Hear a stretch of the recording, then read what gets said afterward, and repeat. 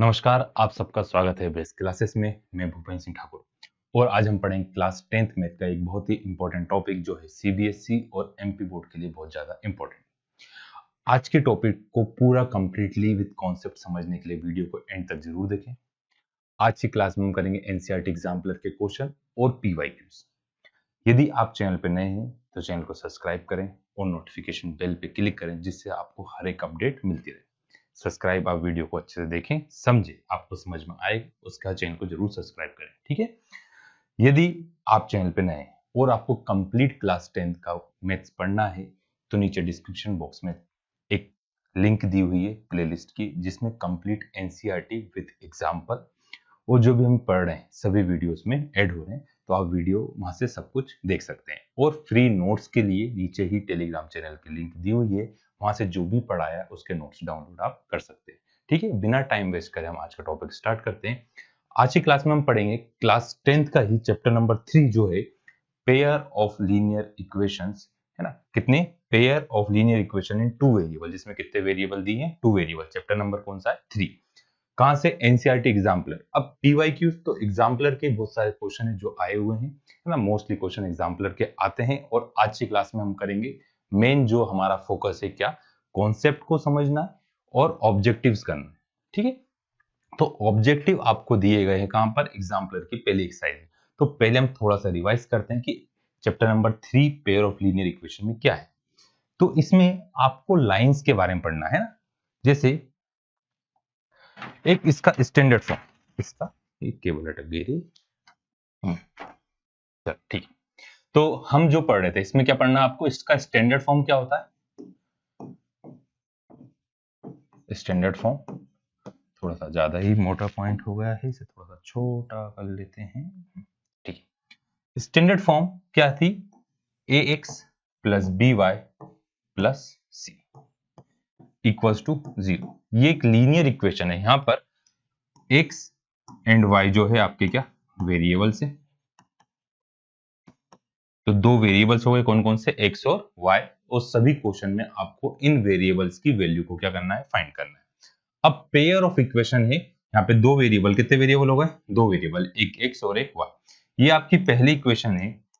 तो इस इक्वेशन में सबके नंबरिंग कर दिए, जैसे a1 b1 और c1। क्या? a1 b1 and c1। Second equation लिख लेते हैं a2x plus b2 plus b2y plus c2 equals to 0। ये कौन सी इक्वेशन है? दो इक्वेशन। तो हमारी स्टैंडर्ड फॉर्म क्या होगा? a1x plus b1y plus c1 equals to 0, a2x plus b2y plus c2 equals to 0, है ना। यहाँ पे दो वेरिएबल कौन कौन से? x और y। और पूरे चैप्टर में इन x y की ही वैल्यू आपको क्या करना? फाइंड करना है। यहाँ पे वेरिएबल चेंज कर देते हैं, s और t दे दिया और कोई दूसरा अल्फाबेट दे सकते हैं, मतलब दोनों इक्वेशन में जो वैल्यू क्या है? सेम है। वो आपके दो वेरिएबल्स हैं, उन दोनों की वैल्यू आपको क्या करना है? फाइंड करना है। अब जब इसका आप ग्राफ बनाते हैं, जब इसका आप क्या बनाते हैं? ग्राफ ड्रॉ करते हैं, तो इसका ग्राफ क्या बनता है? ग्राफ बनता है एक इक्वेशन का। क्या बनती है? लाइन। एक इक्वेशन की एक लाइन बनेगी तो दो इक्वेशन की दो लाइन बनेगी। तो दो लाइन को आप कितने अलग अलग तरीके से ड्रॉ कर सकते हैं? नेक्स्ट है, तो पहला जो तरीका है दो लाइन को इंटरसेक्ट करने का। जैसे सबसे इजी वे में समझें, आपके दो फ्रेंड है, एक फ्रेंड ये है, दूसरा फ्रेंड ये। अब दोनों को मिलना है तो दोनों ने एक पॉइंट डिसाइड करा कि हाँ इस पॉइंट पर हम आकर मिलेंगे, किसी एक पॉइंट पे। जैसे मान लो स्कूल में, कोचिंग में, या ना किसी एक पॉइंट पे दोनों घर से जैसे 5-5, जो दोनों की 10 किलोमीटर का डिस्टेंस है, दोनों 5-5 किलोमीटर चल कर आ गए। तो ये इधर आया, ये इस साइड आया, ये इस साइड आया। तो ये दोनों एक पॉइंट पर आकर मिल रहे हैं, दोनों एक पॉइंट पर आकर मिल रहे हैं। तो दो लाइन अलग अलग बन रही, एक लाइन ये बनी और एक लाइन ये बनी। ये क्या होगा? किस टाइप की लाइन होगी? Intersecting line. और इसका एक पॉइंट आ गया, ये कौन सा है? ये है आपका यूनिक बोले या फिर बोले वन सॉल्यूशन। तो इंटरसेक्टिंग लाइन का क्या होता है? यूनिक या फिर वन सॉल्यूशन। और इसे बोला जाता है कंसिस्टेंट। इसे क्या बोलते हैं? कंसिस्टेंट। इसे क्या बोलते हैं हम? कंसिस्टेंट। इसे क्या बोलेंगे? कंसिस्टेंट। दो लाइन आपस में किसी एक पॉइंट पर इंटरसेक्ट हो रही, उसे क्या बोलेंगे अपन? उसका आएगा यूनिक या फिर वन सॉल्यूशन, और वो कौन सा होगा, कंसिस्टेंट और इंडिपेंडेंट करके। तो अभी हम सिर्फ क्या लिख रहे हैं, कंसिस्टेंट। अब यदि दो इक्वेशन दिए बिना ग्राफ ड्रॉ करके समझेंगे, तो यदि a1 उसके रेशो को डिवाइड करते हैं a1 upon a2, b1 upon b2, यदि ये दोनों वैल्यू आपकी नॉट इक्वल आ रही है, ये दोनों वैल्यू आपकी क्या आ रही है, नॉट इक्वल आ रही है, तो थर्ड को चेक करने की जरूरत नहीं होती। तो a1 upon a2 not equals to b1 upon b2, तो किस टाइप की लाइन ड्रॉ होगी, ग्राफ पे आपकी जो लाइन ड्रॉ होगी वो कौन सी लाइन होगी, इंटरसेक्टिंग लाइन होगी, उसका यूनिक सॉल्यूशन होगा, और किस टाइप की होगी, कंसिस्टेंट होगी। ठीक है, अब दो फ्रेंड थे, उनमें लड़ाई हो गई। अब हमारे रास्ते अलग अलग हैं, हमारे रास्ते अलग हैं। ये वाला दोस्त बोलता मैं तो इधर जाऊंगा, कभी नहीं मिलना हमको दोनों, है ना, ऐसा नहीं करना दोस्तों के साथ, है ना। ये दो लाइन हो गई, तो ये इस टाइप की लाइन कौन सी लाइन होगी, पैरेलल लाइन। तो कभी भी मिल रहे हैं क्या, तो कभी भी नहीं मिल रहे, मतलब एक बार भी इंटरसेक्ट नहीं हो रहे, तो इसको क्या बोलते हैं, नो सॉल्यूशन। इसे क्या बोलते हैं, नो सॉल्यूशन, है ना। ऐसा झगड़ा करोगे, आपस में बात नहीं करोगे, तो कभी कोई सॉल्यूशन निकलेगा क्या, नहीं निकलेगा, मतलब वो क्या है, आपका नो सॉल्यूशन है। और जिसका सॉल्यूशन नहीं निकलता उसे बोलते हैं इनकंसिस्टेंट। उसे क्या बोलते हैं हम, इनकंसिस्टेंट। उनको क्या बोलते हैं हम, इनकंसिस्टेंट, है ना। दो लोग हैं, दो अलग अलग रास्ते हैं, कभी नहीं मिल रहे हैं, लड़ लिए आपस में, तो उसका कभी कोई सॉल्यूशन नहीं निकलता है। और लाइन जो ड्रॉ होती है, कौन सी ड्रॉ होती है, पैरेलल लाइन। इस टाइप की लाइन कौन सी होगी, पैरेलल लाइन। अब यदि आपको इक्वेशन दी गई है और उसे समझना हो, तो कैसे समझेंगे हम, कि a1 upon a2 equals to आ गया b1 अपॉन b2, है ना। a1 upon a2 equals to आ गया b1 अपॉन b2। यदि ये नॉट इक्वल आया तो क्या होगा आपका, इंटरसेक्टिंग।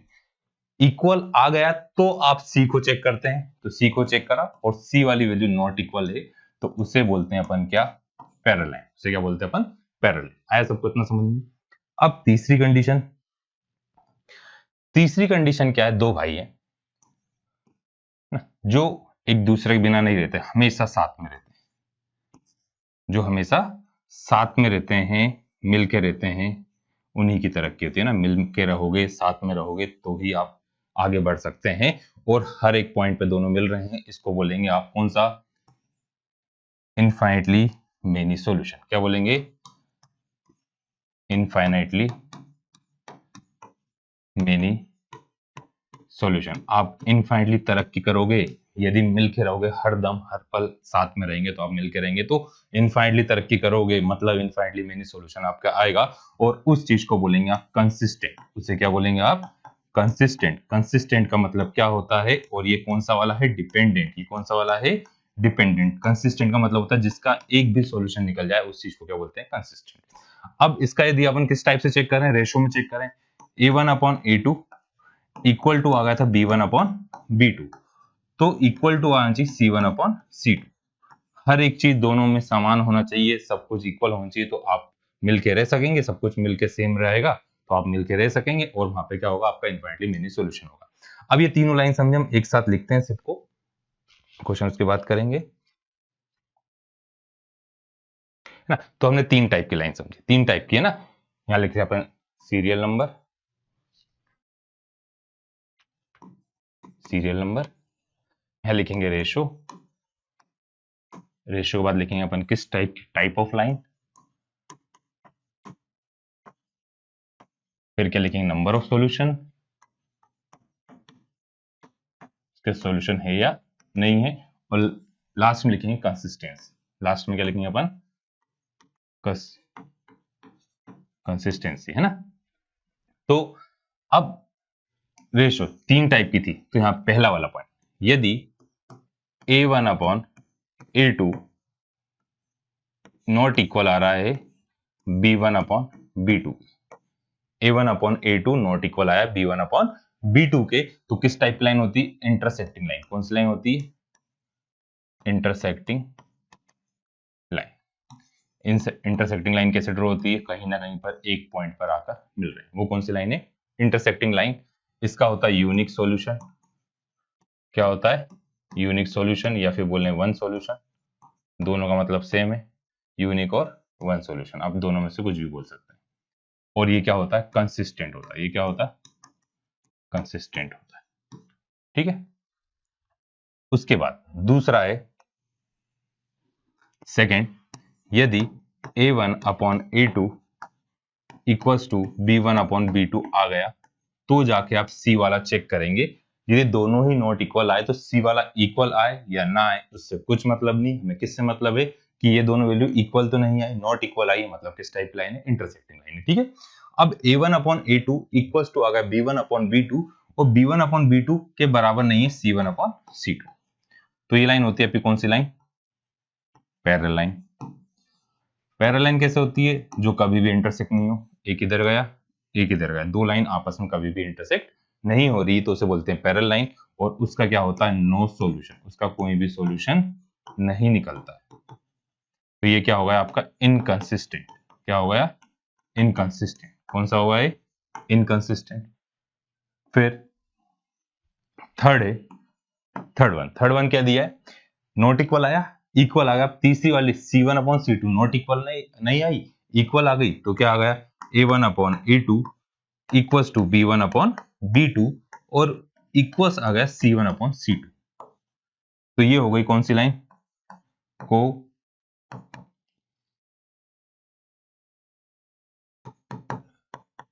अरे यार अटक जाती ना, ठीक है लिख लें, कोइंसिडेंट लाइन। कौन सी लाइन हो गई, कोइंसिडेंट लाइन हो गई। कभी कभी अटक जाता है ना, हाँ सी आना चाहिए था, स्पेलिंग कभी कभी मेरी तो कैसे टी अटक गई धांध।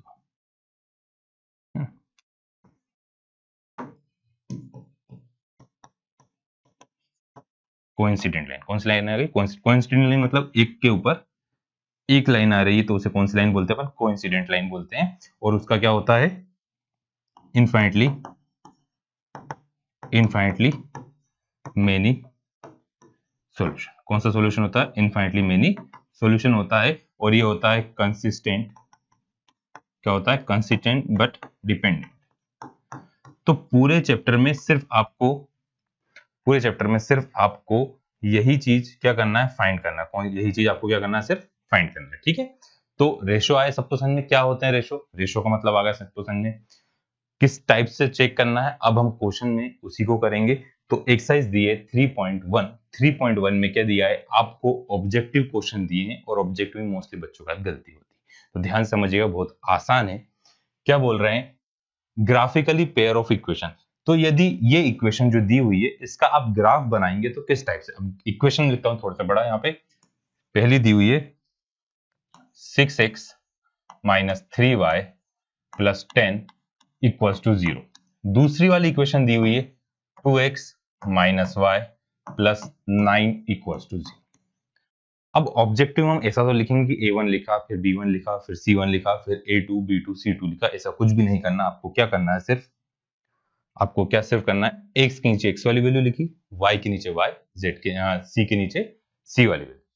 अब यहाँ पे x को हटा दिया, x को हटा दिया,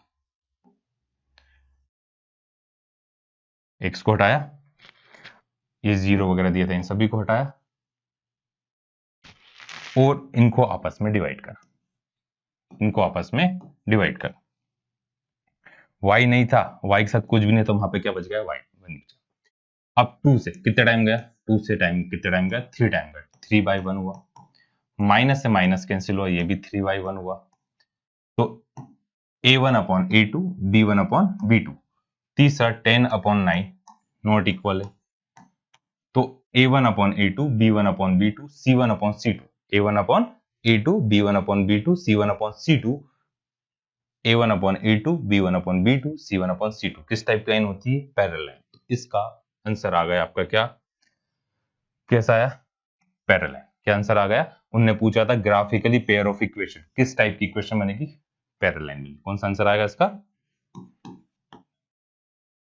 पैरेलल लाइन। एक बार फिर से समझते हैं, आपको जो इक्वेशन दी हुई है उसमें आप विदाउट x और y उनको लिखिए, 6 माइनस 3 10, 6 माइनस 3 और 10, 2 माइनस 1 और 9, 2 माइनस 1 और 9 से y अकेला था, y के साथ, अरे भैया y के साथ कुछ भी नहीं था, तो अपने मन से अपन क्या लिखते हैं, 1 लिखते हैं, है ना। तो यहाँ पे हमने इसलिए यहाँ पे क्या लिखा है, y लिखा था, y की प्लेस पे क्या लिख दिया हमने, 1 लिख दिया। अब इसी टाइप के आगे वाले क्वेश्चन है, उनको समझते हैं। सेकंड क्वेश्चन में हमें क्या दिया है, सेकंड क्वेश्चन में दिया पेयर ऑफ इक्वेशन। पहली इक्वेशन है x plus 2y, x plus 2y plus 5 equals to 0। Second equation है माइनस का 3x माइनस का 6y प्लस का 1 इक्वल्स टू 0। अब रेशो चेक करना है तो हम क्या करते हैं, पहले तो है ना, अब मैंने समझाने के लिखा था, आप लोग नहीं लिखेंगे, सिर्फ आपको क्या लिखना है, आपको a1 कितना है 1 और a2 कितना -3। ऐसे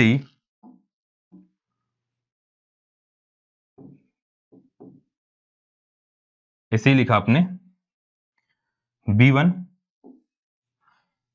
कितना है 2 और b2 कितना माइनस का 6, c1 कितना है 5 और c2 कितना है माइनस का 1, और ये जीरो वाली वैल्यू को आपने क्या करा, हटा दिया।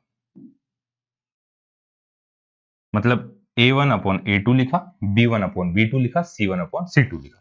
अब इनको कैंसिल करा, 1/3, 2 1 जा 2, 2 3 या 6, तो 1/-3 equals to 1/-3 not equals to 5/1। ये आ गया a1 upon a2, b1 upon b2 not equals to c1 upon c2। तो ये किस टाइप का होता है, यहाँ पे दिया है क्या, देखो इसमें लिखा है number of solution, unique solution, exactly 2 solution, ये तो कभी किसी का आंसर आएगा ही नहीं है ना, कभी भी ऑप्शन दिए जरूरत ही नहीं उसे पढ़ने की। इनफाइनटली मेनी सॉल्यूशन और नो सॉल्यूशन, तो जब लाइन आपस में मिलती नहीं है तो कौन सी लाइन होती है, नो सॉल्यूशन होता है। तो इसका आंसर क्या आया, नो सॉल्यूशन। इसका आंसर क्या आ गया, नो सॉल्यूशन। अब थोड़ा सा अपन नीचे जो लिखा था इसको रफ करते हैं।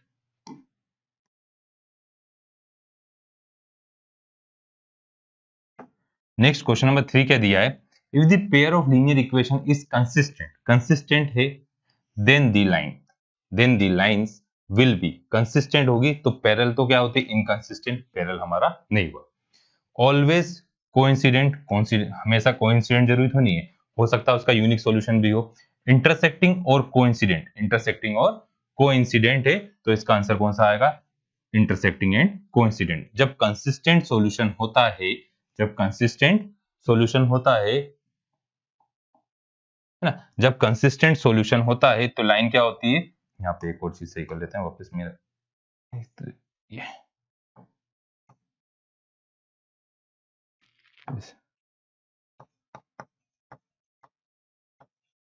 ये कोइंसिडेंट लाइन ना, तो जब लाइन कंसिस्टेंट होती है तो क्या होती है, इंटरसेक्टिंग एंड कोइंसिडेंट लाइन होती है ना। तो इसका आंसर कौन सा आ गया आपके पास, कहां तक कर लिया था हमने, क्वेश्चन नंबर 3 तक।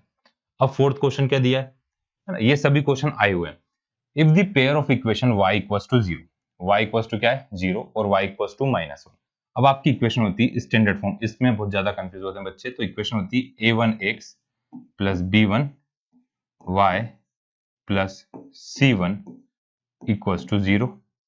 अब यहाँ पे इक्वेशन दी है आपको y equals to 0, y equals to क्या 0, मतलब 0x प्लस कुछ भी नहीं है तो 1y प्लस c की वैल्यू क्या आ गई 0 आ गया। इतना हमने इसे स्टैंडर्ड फॉर्म के फॉर्म में लिखा, स्टैंडर्ड इक्वेशन के फॉर्म में लिखा। फिर second a2x plus b2y plus c2 equals to 0। अब यहाँ पे कितना आ रहा है, a1 की 0x प्लस 1y प्लस का -7 इधर आया तो किसका होगा, प्लस का हो जाएगा।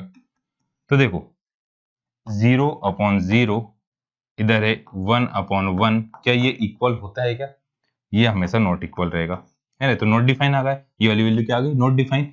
और ये तो ये किस टाइप का होगा, वन सॉल्यूशन। इसका आंसर क्या आएगा, वन सॉल्यूशन। ये तो एक मेथड आई। दूसरी मेथड इसी को समझने की है ना, यहाँ पे a1/a2 पुट करा, b1/b2 पुट करा, c को चेक करने की जरूरत नहीं है। 0/0 क्या हो गया, नॉट डिफाइन हो गया। नॉट डिफाइन 1 के बराबर नहीं होता है, इसलिए कौन सा आ गया, यूनिक सॉल्यूशन आ गया। अब यदि हम इसको ग्राफिकली समझे, चलो ग्राफ में कंफ्यूज होगा, अभी नहीं समझे, चैप्टर नंबर अपन जब 7 पढ़ेंगे तब समझेंगे इसे ग्राफ, है ना।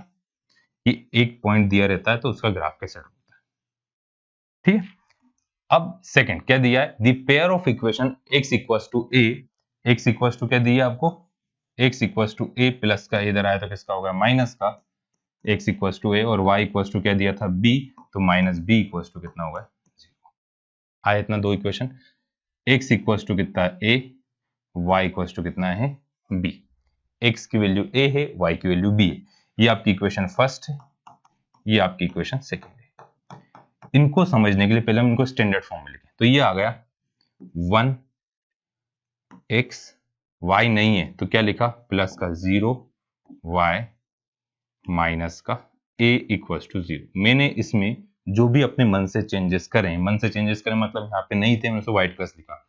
x के साथ कुछ भी नहीं है तो कितना लिख दिया 1, y वाला टर्म नहीं है तो क्या लिख दिया 0, और c की क्या लिखा, माइनस का a लिखा। फिर इधर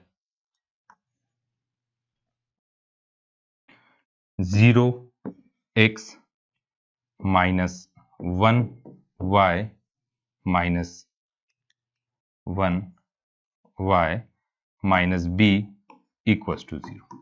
अब रेशो निकालते हैं, 1 डिवाइडेड बाई 0 और 0 डिवाइडेड बाई माइनस का 1 है ना, माइनस का 1 नहीं प्लस का ही 1 है, वो प्लस का 1। तो 1 बाई 0 होगा नॉट डिफाइन, क्या हो गया नॉट डिफाइन, और 0 बाई 1 कितना हुआ 0। दोनों इक्वल होता है कि दोनों इक्वल नहीं होते हैं, दोनों इक्वल नहीं होते हैं। तो ये किस टाइप का सॉल्यूशन है, इंटरसेक्टिंग। ये किस टाइप का, इंटरसेक्टिंग। अब दूसरी चीज उन्होंने पॉइंट ही पूछ लिया, इंटरसेक्ट किस पॉइंट पे होगा, a कॉमा बी या b कॉमा a। इसका मतलब होता पहली वाली वैल्यू किसकी होती है x की, और दूसरी वाली वैल्यू किसकी होती है y की। पहली वाली वैल्यू किसकी होती है x की, और दूसरी वाली वैल्यू किसकी होती है y की। तो x इक्वल टू क्वेश्चन में ही दे रखा है कि x की वैल्यू क्या है a और y की वैल्यू क्या है b। तो आंसर कौन सा आएगा d। x की वैल्यू कितनी है a, y की वैल्यू क्या है b। अब इंटरसेक्ट किस पॉइंट पे होगी, तो x इक्वल टू a का हम ग्राफ बनाते हैं, थोड़ा सा वो ग्राफ से भी समझ ही लेते हैं। ये तो आ गया, पहले इंटरसेक्टिंग कैसे होगी है ना, ये समझ में आया सभी को, इंटरसेक्टिंग कैसे होगी। अब x इक्वल टू, ये ग्राफ बनाया, यहां पर कहीं पे पॉइंट दिया a, तो x इक्वल टू a मतलब ये रहा x इक्वल टू a। इधर कहीं पे पॉइंट है b, तो y इक्वल टू b कहां पे रहा है, तो मतलब यहाँ पे x की वैल्यू क्या रहेगी a, y की वैल्यू क्या रहेगी b।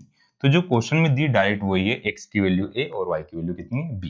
अगर इतना सपोज समझ में, इतना सॉल्व करने की जरूरत भी नहीं है, डायरेक्ट आंसर दिया, x की वैल्यू a है, y की वैल्यू b है, x की वैल्यू a है, y की वैल्यू b, और ये किस टाइप की लाइन हो गई, इंटरसेक्टिंग लाइन हो गई ना। अब इसी के बाद नेक्स्ट क्वेश्चन है, question number 6। What value of k do the equation, दोनों equation the represent the coincident line. Coincident line का मतलब होता है a1 upon a2 equals to b1 upon b2 equals to c1 upon c2। तो k की क्या value है, question में भी आ सकता है, k की क्या वैल्यू होगी जिससे इसके क्या है, इस टाइप की कंडीशन बन जाए। इक्वेशन क्या है, यहाँ पे लिख लेते हैं फिर से, 3x minus y plus 8 equals to 0। दूसरी है 6x माइनस k, और माइनस का 16 दिया इक्वल्स टू में, माइनस का 16 इधर आएगा तो किसका होगा, प्लस का। तो a1 की वैल्यू, a1 कितना है 3, b1 कितना है, नहीं a1 का a2 कितना है 6, इक्वल्स टू क्वेश्चन में दिया है कोइंसिडेंट लाइन, तो यहाँ पे कितना आ गया -1, और ये कितना है माइनस का k। फिर आया 8 और माइनस का 16 इधर आया तो किसका होगा, प्लस का 16, 1/2 1/2। तो ये दोनों 1/2 है, तो ये भी कितना होना चाहिए 1/2 होना चाहिए। तो देखो ऊपर 1 1 1, नीचे 2 2, तो ये भी क्या होगा 2 होगा, ये भी कितना आएगा 2 आएगा।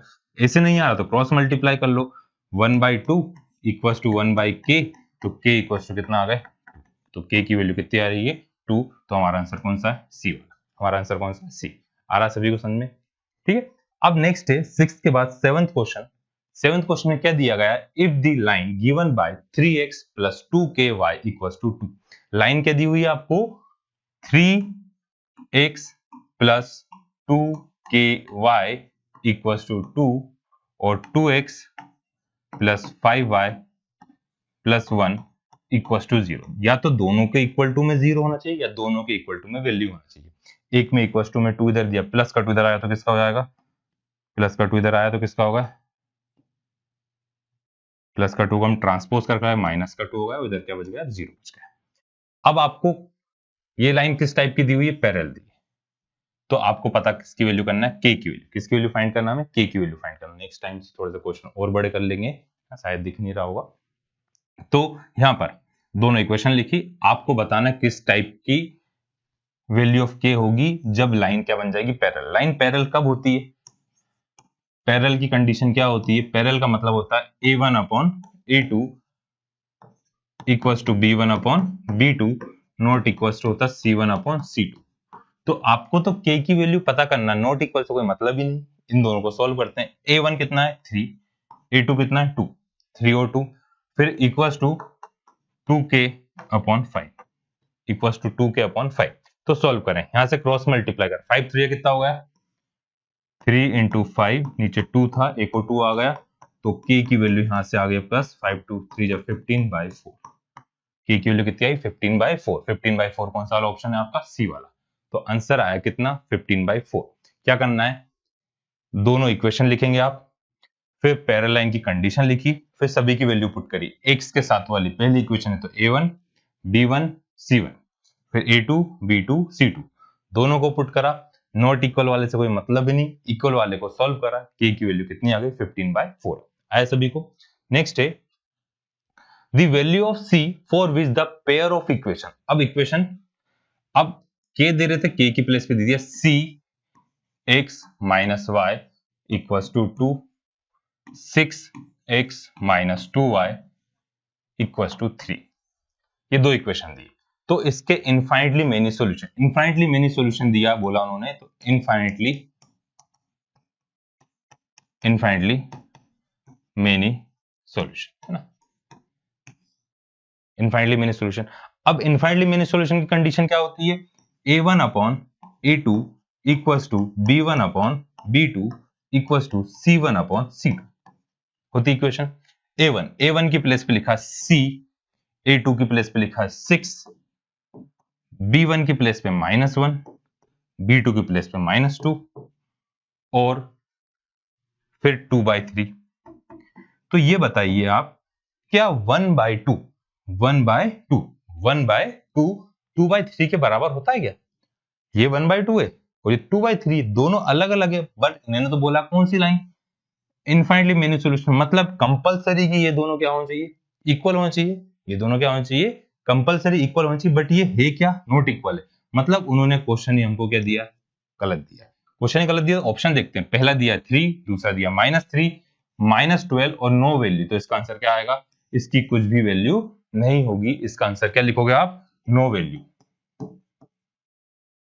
आया समझ में? एक बार फिर से देखें, हमें दी हुई थी कंडीशन इनफाइनाइटली मेनी सॉल्यूशन। इसकी कंडीशन दी थी इनफाइनाइटली मेनी सॉल्यूशन की, तो उन सभी की वैल्यू पुट करी, a1 upon a2, b1 upon b2, c1 upon c2, सबको पुट करके जब हम देख रहे थे तो हमें दिखा कि 1/2 आ रहा है, उधर 2/3 आ रहा है, दोनों वैल्यू आपस में इक्वल नहीं है। इक्वल नहीं है मतलब ये दोनों तो कंपलसरी इक्वल होना चाहिए थी, तो उन्होंने क्वेश्चन ही हमें गलत दे रखा, मतलब यहाँ पे इसकी कुछ भी वैल्यू नहीं आएगी, है ना, कुछ भी वैल्यू इसकी नहीं आएगी। आया सबको समझ में?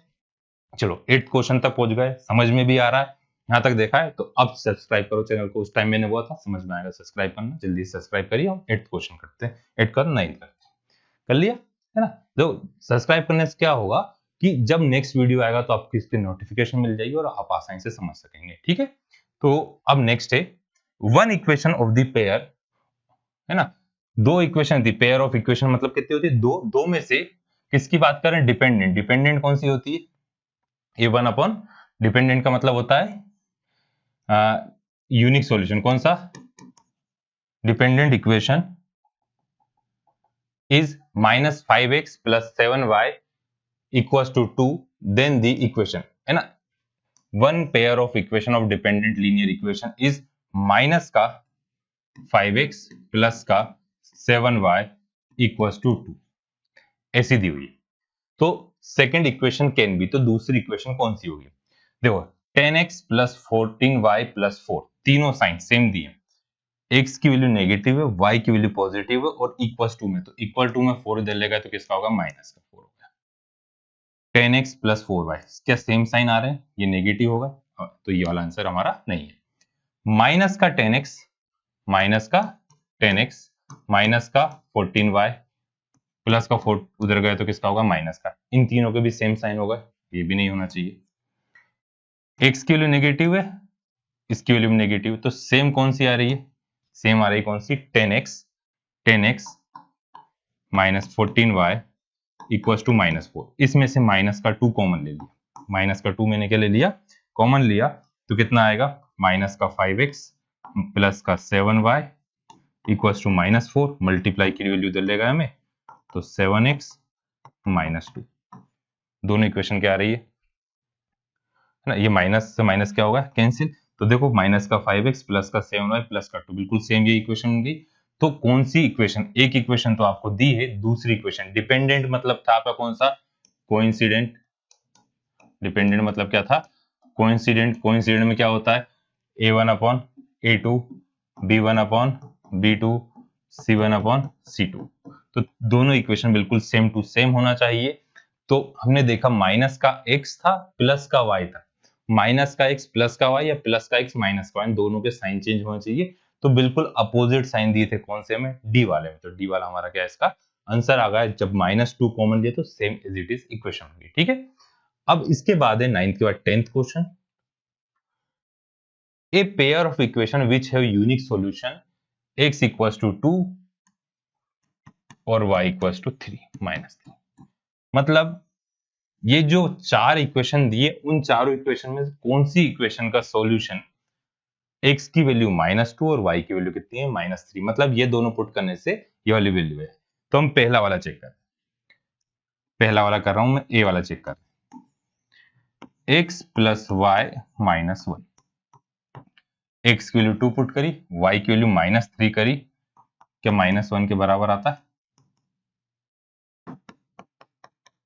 ये पहली वाली इक्वेशन था। दूसरी इक्वेशन में भी आना चाहिए। सेकंड इक्वेशन दी 2x - 3y इक्वल्स टू -5।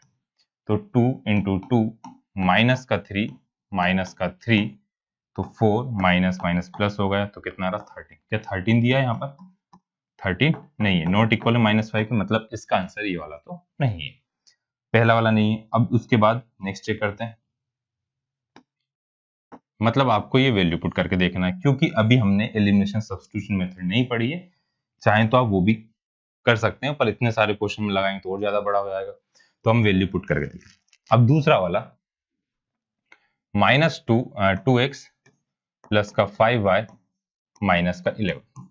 तो 2 इंटू 2 प्लस 5 इंटू -3, तो 2 2 जा 4, 5 3 जा 15, 11 में 15 जाता है तो माइनस का 11 बचता है।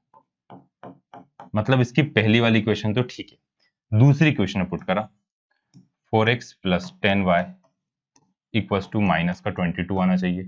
4 इंटू 2 करा प्लस 10 इंटू -3 करा, 4 2 जा 8, 10 3 जा 30, कितना है माइनस का 22। ये दोनों इक्वल आ रहे हैं, ये दोनों इक्वल आ रहे हैं, आपस में इक्वल आ रहे हैं, तो हमारा आंसर कौन सा है, बी वाला। ऐसे ही चेक करेंगे। ये नहीं आता तो हम थर्ड चेक करते, वो भी नहीं आता तो हम फोर्थ चेक करते। इस टाइप से जब भी वैल्यू दी रहे वो चेक करना कौन सोल्यूशन, उन दोनों वैल्यू को आप क्या कर दें, इसमें पुट कर दें। अगर सभी को समझ में। अब नेक्स्ट, तो क्वेश्चन नंबर 11 में क्या दिया है, if x equals to, x किसके बराबर है, if x equals to a, y equals to b। नीचे लिख लेते हैं इसे, y equals to b। x किसके बराबर है, a के बराबर है, और y किसके बराबर है, b के बराबर है। Is the solution of equation, मतलब इक्वेशन दिए x minus y equals to 2 और x plus y equals to 4, then the value of a and b। तो a और b की वैल्यू क्या आएगी, तो ये सॉल्यूशन है, मतलब x की वैल्यू a के बराबर, तो आपको इन दोनों की वैल्यू पता करना, मतलब इनडायरेक्टली, टू कहां लिख दिया, इनडायरेक्टली आपको x और y की वैल्यू पता करना है। सॉल्व करना चाहें तो सॉल्व कर सकते हैं, ऑप्शन दिया तो हम डायरेक्ट पुट कर सकते हैं। जैसे मैंने पुट करा 3 और 5, क्या पुट करा 3 एंड 5, क्या 3 में से 5 को माइनस करने पर 2 आता है, ये तो माइनस का 2 आता है, मतलब ये वाला आपका ऑप्शन नहीं है, एक ऑप्शन हट गया। अब देखो प्लस करने 4 आना चाहिए, 5 प्लस 3 कितना आता है, 5 प्लस 3 होता है 8, ये भी काम का नहीं है। -1 -3 करने पे कितना होता है, माइनस का 4, क्या माइनस का 4 चाहिए, नहीं चाहिए। तो बचा क्या, 3 और 1, तो 3 में से 1 गया तो आ गया 2, और 3 में प्लस 1 करा तो आ गया 4, मतलब x की वैल्यू 3 है और y की वैल्यू 1 है। तो आंसर आया कौन सा, सी। आंसर कौन सा आ गया, सी आ गया ना। थोड़ा नेक्स्ट वीडियो तो बड़ा लिखेंगे, तो क्वेश्चन छोटा दिख रहा होगा बच्चों को, है ना। है ना। Aruna has 1 rupee and 2 rupee coin, मतलब उसके पास 1 रुपए के सिक्के हैं और 2 रुपए के सिक्के हैं, 1 और 2 के।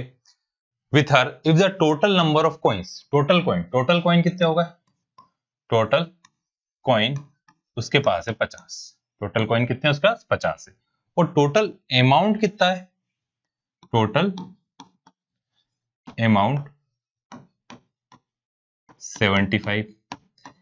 अब टोटल अमाउंट और टोटल कॉइन में अपन डिफरेंस समझते हैं। मान लो 1 रुपए के उसके पास, एक एग्जांपल है, 5 रुपए के आपके पास 8 सिक्के हैं, तो ये हुई क्वांटिटी, ये हुई क्वांटिटी, ये दी आपको क्वांटिटी, और एक होता है अमाउंट। तो अमाउंट कैसे निकालोगे आप, क्वांटिटी में पैसे का मल्टीप्लाई करा, 5 8 से कितना हुआ 40, तो 40 रुपीज हुए, तो ये होगा अमाउंट। तो ये वाली वैल्यू दी आपको अमाउंट। आ गया दोनों में डिफरेंस समझ में, एक क्वांटिटी कितने कॉइन है और एक कितने पैसे हैं। तो कॉइन क्या होगा, 1 रुपए के जितने हैं और 2 के, दोनों को आपस में क्या कर दोगे, प्लस कर दोगे, और 1 रुपए के कितने हैं 1 से, और 2 रुपए कितने हैं y है। आ गया इतना सबको समझ में। अब यहां पर सिंप्लीफाई करके आपको x और y पता करना है। अभी हम मेथड नहीं कर रहे हैं कोई सी भी एलिमिनेशन सब्स्टिट्यूशन, अभी x और y की वैल्यू पता कर रहे हैं।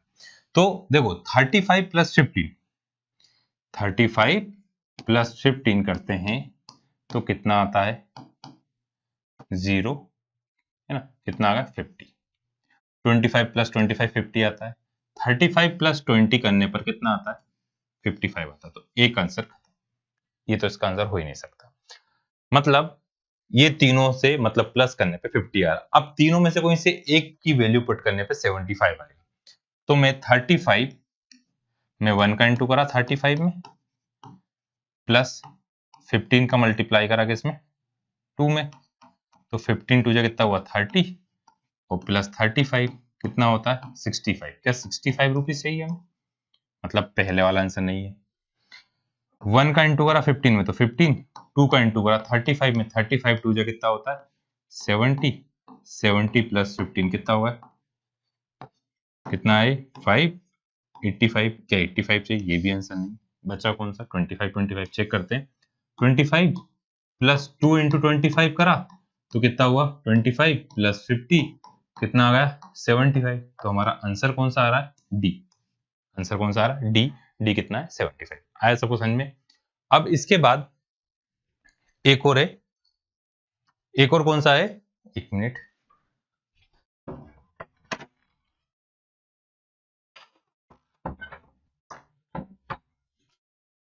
थर्टीन। अब 13 वाले में दिए, ये भी वर्ड प्रॉब्लम ही है वैसे तो, पर अब हमको सॉल्व करना है। Father age is 6 time of son age, मतलब जो फादर की एज है, मान लो सन की एज है x, तो फादर की कितनी होगी, फादर की आएगी 6x, फादर की कितनी आएगी 6x। सन की एज कितनी है x है, तो फादर की एज कितनी आएगी 6x आएगी, फादर की एज कितनी आएगी 6x। अब 4 ईयर हेंस, मतलब अब से 4 साल बाद, अब उसमें हेंस में बच्चों दिक्कत है, यहाँ लिखा है विल, विल मतलब आता है फ्यूचर की बात कर रहे हैं, तो 4 ईयर और उसमें लिखा है विल, मतलब आप फ्यूचर कर रहे हैं, तो यहाँ पे क्या करते हैं, जब भी विल लिखा रहेगा तो आप क्या करेंगे प्लस करेंगे, में से क्या करेंगे आप प्लस करेंगे। तो सन की एज अब कितनी हो गई x प्लस 4, और फादर की कितनी हो गई 6x प्लस का 4, आया इतना दी, है ना। Father age will be 4 time, तो फादर की जो एज है वो 4 टाइम हो जाएगी किसकी, सन की age. Father age will be 4 time of his son age, जो फादर की एज है बेटी की एज से 4 गुना ज्यादा, 4 टाइम ज्यादा होगी, तो फादर की एज है x प्लस 6x प्लस 4, सन की 4 इंटू सन की एज x प्लस 4। सॉल्व करें 6x प्लस 4, 4x प्लस 4, 4 जा 16, प्लस की इधर आएगी तो किसकी होगी माइनस की, और इधर प्लस की इधर आएगी तो माइनस की।